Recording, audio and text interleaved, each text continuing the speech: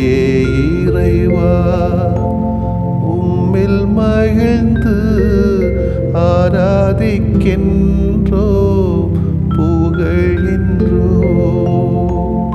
என்னுடலான்மா ஆவியனைத்தும் உம் பாதம் வைத்து பணிகின்றோ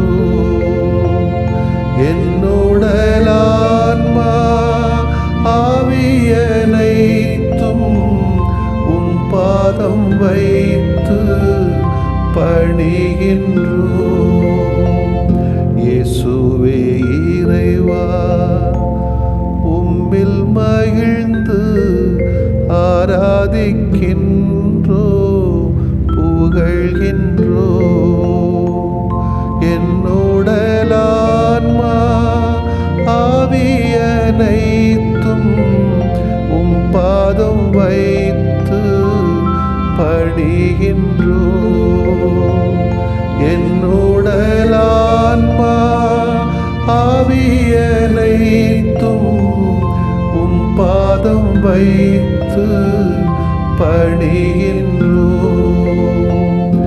ஆவியே இறைவா உம்மில் மகிழ்ந்து ஆராதிக்கின்றோ புகழ்கின்றோ என்னுடலான்மா ஆவியனைத்தும் உம் பாதம் வைத்து பணிகின்றோ என்னுடலான்மா ஆவியனைத்தும் உம் பாதம் வைத்து பணிகின்றோ.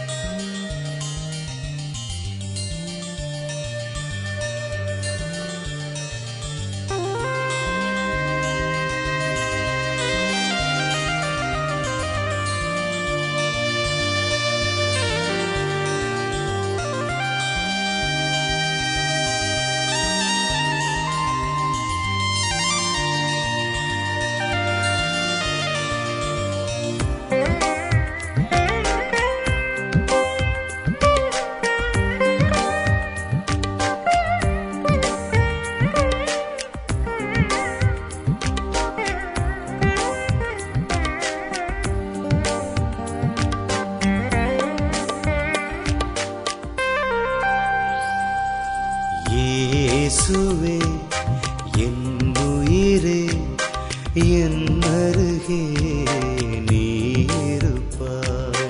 இயேசுவே என் உயிரே என் அருகே நீ இருப்பாய். இயேசுவே என் உயிரே என் அருகே நீ இருப்பாய். இயேசுவே என் உயிரே என் அருகே நீ இருப்பாய். இயேசுவே என் உயிரே என் அருகே நீ இருப்பாய்.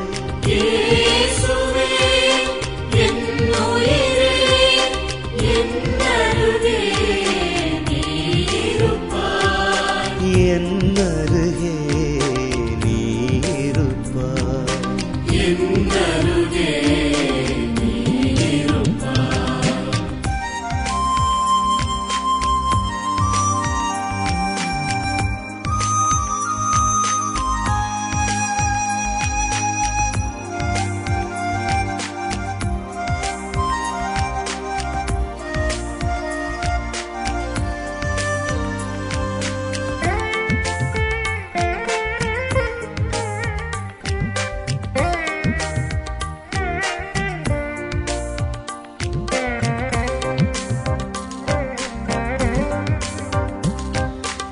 இயேசுவே என் அன்பே என் இதயம் நீ இருப்பாய்.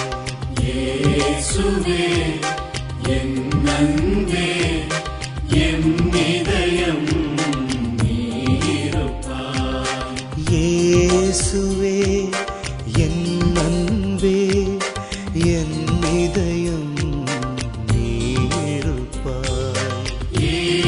இயேசுவே என் அன்பே என் இதயம் நீருப்பாய்.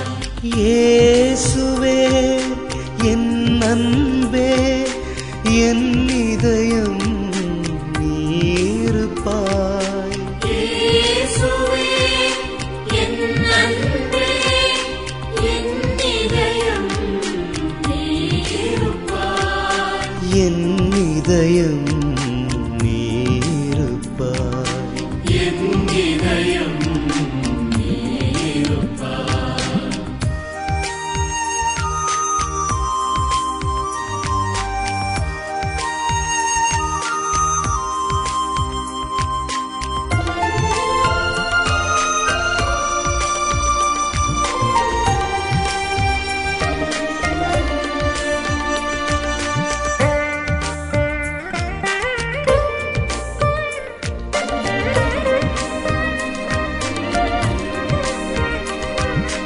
இயேசுவே என் வாழ்வே என் துணையாய் நீ வருவாய். இயேசுவே என் வாழ்வே என் துணையாய் நீ வருவாய். இயேசுவே என் வாழ்வே என் துணையாய் நீ வருவாய். இயேசுவே என் வாழ்வே என் துணையாய் நீ வருவாய். இயேசுவே என் வாழ்வே என் துணையாய் நீ வருவாய். இயேசுவே என் வாழ்வே என் துணையாய் நீ வருவாய். என் துணையாய் நீ வருவாய். என் துணையாய் நீ வருவாய். என் துணையாய் நீ வருவாய். என் துணையாய் நீ வருவாய். லூக்கா எழுதிய நற்செய்தி தொகுப்பு 14 இறை வாக்கியங்கள் 25 முதல் 33 முடிய. அக்காலத்தில் பெருந்திரளான மக்கள் இயேசுவோடு சென்று கொண்டிருந்தனர். அவர் திரும்பி பார்த்து அவர்களிடம் கூறியது, என்னிடம் வருபவர் தம் தந்தை, தாய், மனைவி, பிள்ளைகள், சகோதரர், சகோதரிகள் ஆகியோரையும் ஏன் தம் உயிரையுமே என்னை விட மேலாக கருதினார். அவர் என் சீடராக இருக்க முடியாது. தம் சிலுவையை சுமக்காமல் என் பின் வருபவர் எனக்கு சீடராய் இருக்க முடியாது. உங்களுள் யாராவது ஒருவர் கோபுரம் கட்ட விரும்பினால் முதலில் உட்கார்ந்து அதை கட்டி முடிக்க ஆகும் செலவை கணித்து அதற்கான பொருள் வசதி தம்மிடம் இருக்கிறதா என பார்க்க மாட்டாரா? இல்லாவிட்டால் அதற்கு அடித்தளமிட்ட பிறகு அவர் கட்டி முடிக்க இயலாமல் இருப்பதை பார்க்கும் யாவரும் ஏளனமாக, இம்மனிதன் கட்டத் தொடங்கினான், ஆனால் முடிக்க இயலவில்லை என்பார்களே. வேறு ஒரு அரசரோடு போர் தொடுக்கும் போகும் அரசர் ஒருவர் 20,000 பேருடன் தமக்கு எதிராக வருபவரை 10,000 பேரை கொண்டு எதிர்க்க முடியுமா என்று முதலில் உட்கார்ந்து சிந்தித்து பார்க்க மாட்டாரா?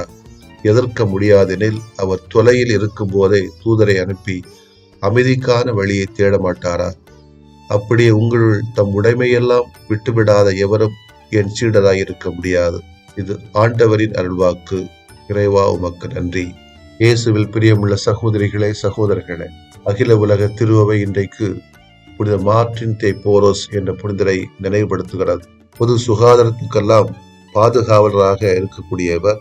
நமக்கு இன்றைக்கு தேவைப்படுகிற தொற்று நோய் பயத்திலிருந்து நாம் அனைவரும் விடுதலை பெறவும், தொற்று நோயிலிருந்து பாதுகாக்க பெற்று முழுமையான சுகாதாரத்தோடும் நலத்தோடும் வாழ்வதற்கான பரிந்துரையை இவர் கடவுளிடத்திலே செய்து நமக்கு நிறைவுற வாழ்வதற்கான சூழல்களை உருவாக்க இவரை பார்த்து மன்றாடுவோம். இவருடைய வாழ்க்கை சொல்லுகிறது, பெரு நாட்டிலே பிறந்தவர். இவர் வறுமையின் கூர பிடிகளிலே சிக்கி தவித்து இறுதியாக மருத்துவர் ஒருவரிடம் வேலைக்கு சென்று அவர் கொடுப்பதை உண்டு அவரிடமிருந்து பலவற்றை கற்றுக்கொண்டு தன்னுடைய மருத்துவ பணியை செய்தார் என்று சொல்லப்படுகிறது. இவர் நற்கருணை ஆண்டவர் மீது அளவு கடந்த பக்தி வைத்திருந்தார். அந்த பக்தியின் மிகுதியினாலே இவர் நோயிற்றிருந்த அதிகமான மக்களுக்கு மருந்து கொடுத்தார் என்றும் சொல்லப்படுகிறது.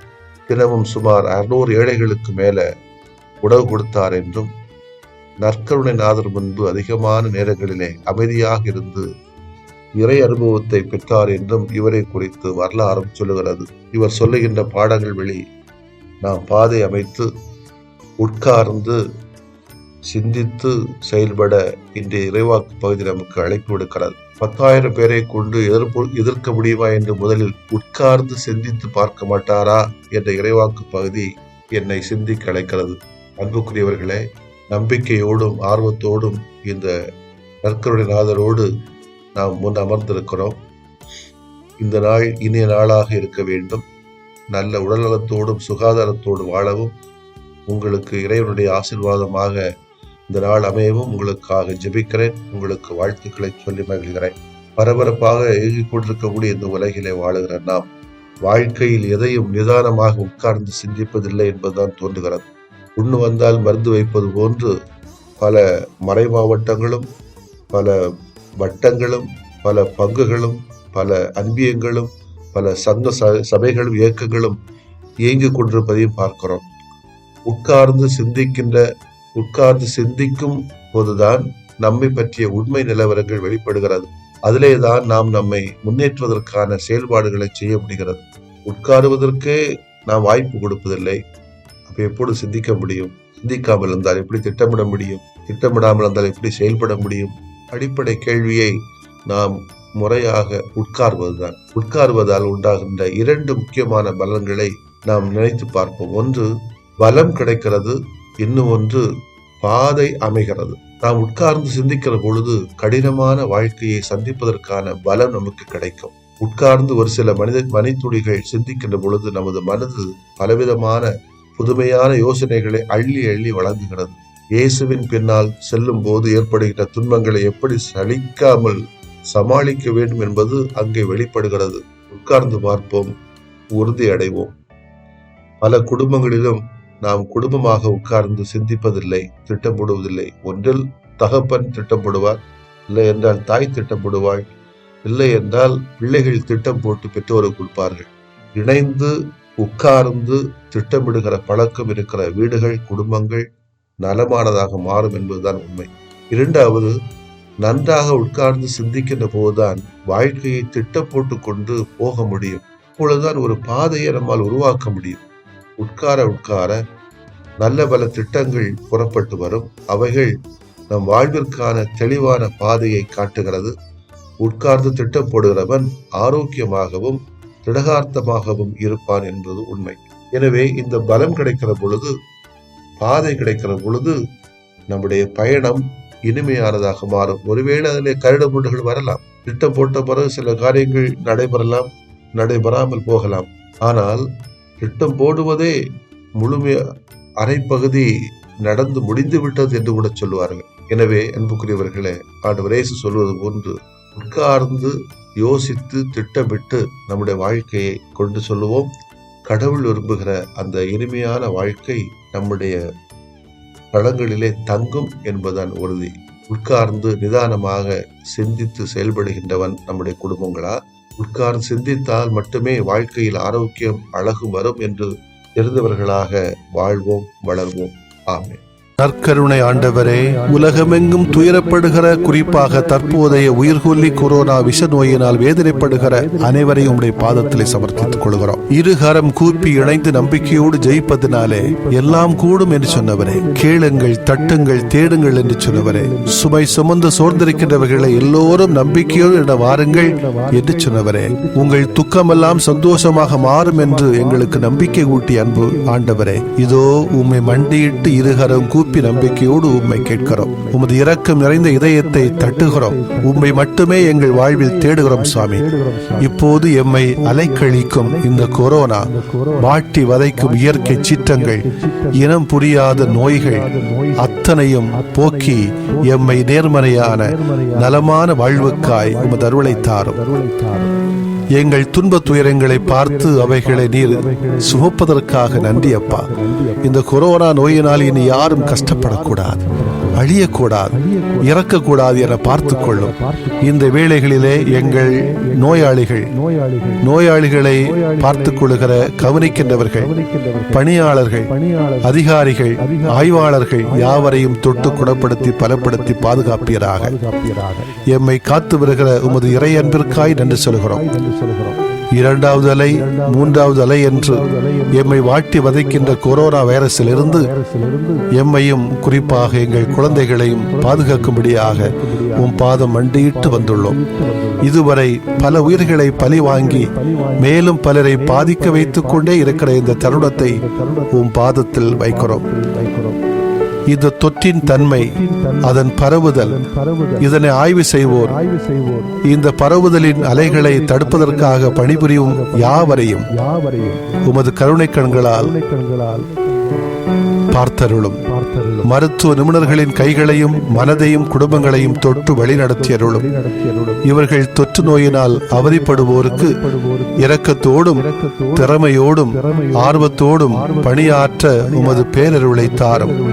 இந்த நோயினை தீர்க்கின்ற சிகிச்சையையும் உடனடி தீர்வையும் காண முயற்சிக்கின்ற எங்கள் அரசு மற்றும் தனியார் நிறுவன அதிகாரிகளுக்கும் உமது ஆவியின் கொடைகள், கரிகள், வரங்களை தாரும்.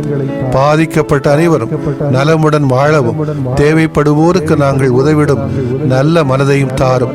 உமது ஆவியாரின் ஒன்றிணைப்பில் என்றும் நலமுடன் பலமுடன் வாழ அருள் புரிய எங்கள் தாயும் உம் தாயுமான அன்னை மரியின் பரிந்துரை வழியாகவும் உம்மை மன்றாடுகிறோம். ஆமென்.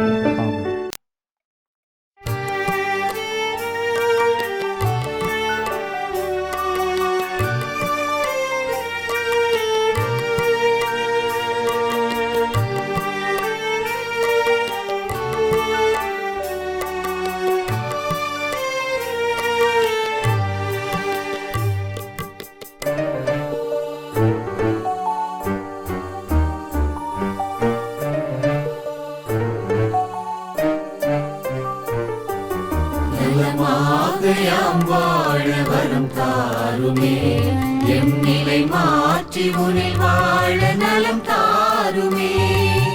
நலமாகையாம் வாழ வரம் தாருமே, எம் நிலை மாற்றி உனில் வாழ நலம் தாருமே.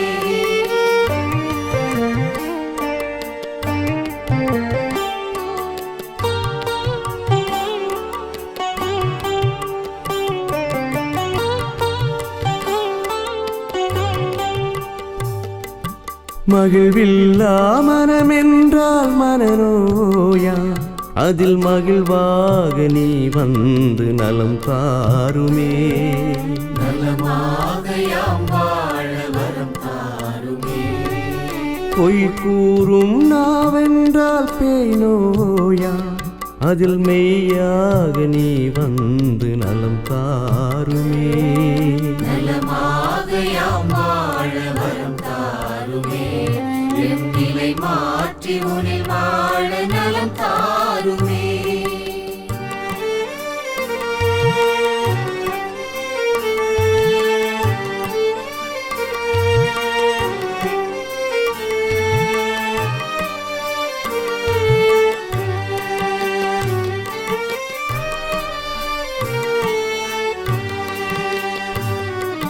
பாராட்டா பண்பென்றால் பகை நோயா, அதில் பண்பாக நீ வந்து நலம் தாருமே.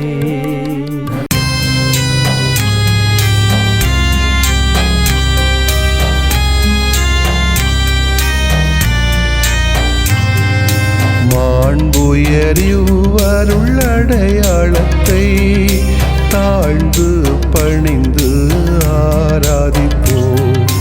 பழைய நியம முறைகள் அனைத்தும் இனி மறைந்து முடிவு பெறுக. புதிய நியம முறைகள் வருக. புலன்களாலே மனிதன் இதனை அறிய இயலா. குறைகள் நீக்க நம்பிக்கையின் உதவி பெறுக.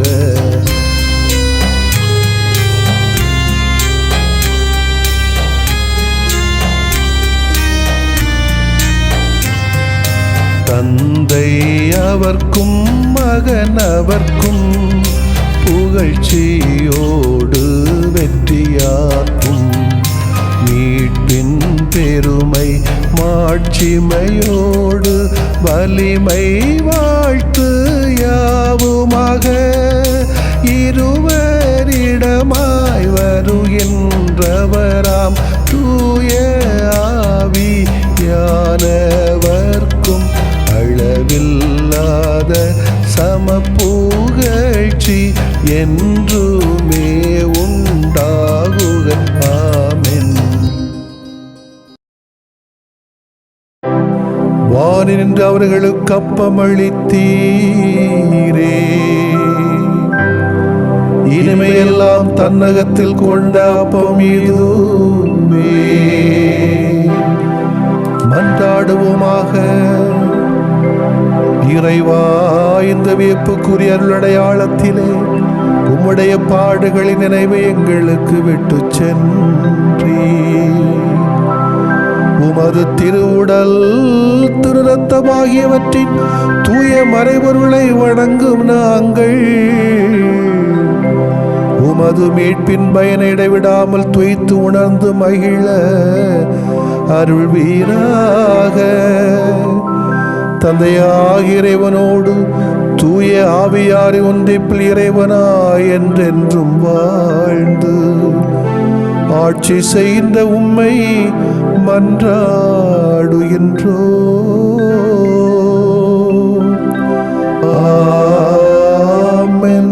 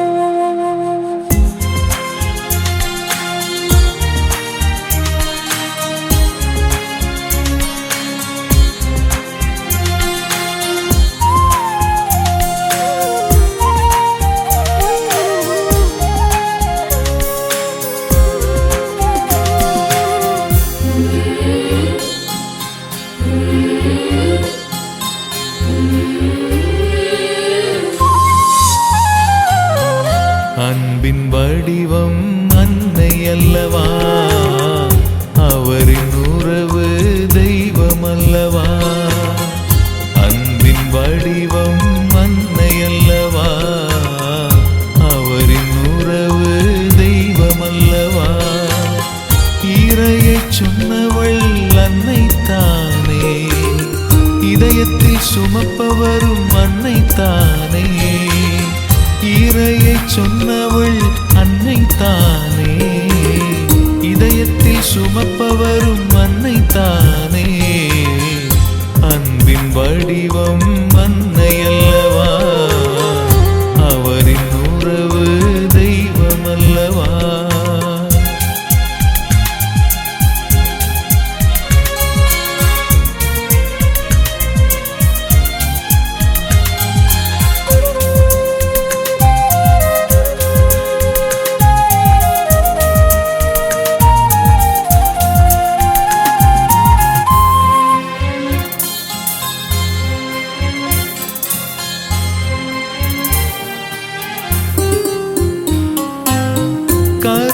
சுமந்து உருவம் தந்தாய், கண்ணயராது காத்து நீதம் வளர்த்தாய்.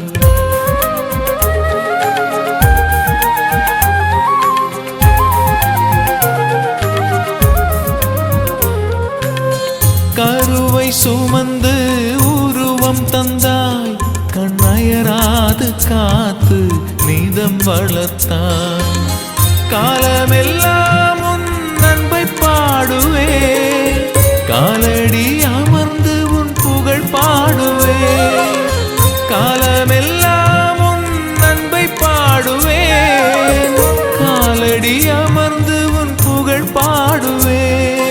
அம்மா அம்மா மரியே எங்கள் மாமரியே, அம்மா அம்மா மரியே எங்கள் தாய்மரியே, அம்மா அம்மா மரியே எங்கள் மாமரியே, அம்மா அம்மா மரியே எங்கள் தாய்மரியே. அன்பின் வடிவம் அன்னை அல்லவா, அவரின் உறவு தெய்வம் அல்லவா.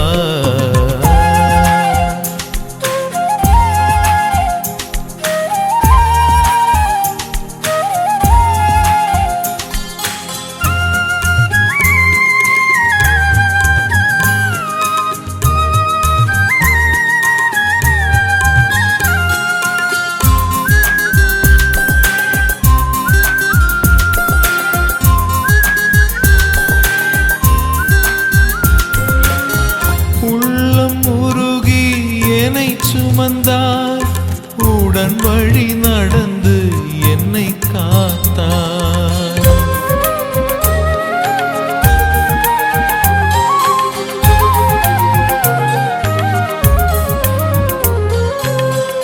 உள்ளம் உருகி என்னை சுமந்தாய், உடன் வழி நடந்து என்னை காத்தாய். வாழ்வதும் வளர்வதும் உன் அன்பிலே, நேசத்தின் வாசத்திலே உயிர் வாழ்வே. வாழ்வதும் வளர்வதும் உன் அன்பிலே, நேசத்தின் வாசத்திலே உயிர் வாழ்வேன். அம்மா அம்மா மரியே எங்கள் மாமரியே, அம்மா அம்மா மரியே எங்கள் தாய்மரியே, அம்மா அம்மா மரியே எங்கள் மாமரியே, அம்மா அம்மா மரியே எங்கள் தாய்மரியே. அன்பின் வடிவம் அன்னை அல்லவா, அவரின் உறவு தெய்வம் அல்லவா. அன்பின் வடிவம் அன்னை அல்லவா, அவரின் உறவு தெய்வம் அல்லவா. இறையை சொன்னவள் அன்னை தானே, இதயத்தில் சுமப்பவரும் அன்னை தானே. இறையை சொன்னவள் அன்னை தானே, இதயத்தில் சுமப்பவரும் அன்னை தானே. அன்பின் வடிவம் அன்னை அல்லவா, அவரின் உறவு தெய்வம் அல்லவா.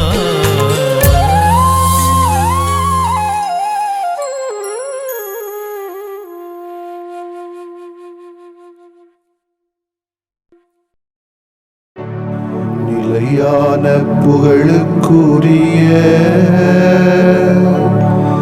தூய இறை நன்மைக்கு எல்லா காலமும் தொழுகையும் புகழும் போற்றியும் ஆட்சிமையும் உண்டாக கடவது. போற்றியும் ஆட்சிமையும் உண்டாக கடவது. தந்தை, மகன், தூய ஆவியாரின் பெயராலே ஆமென்.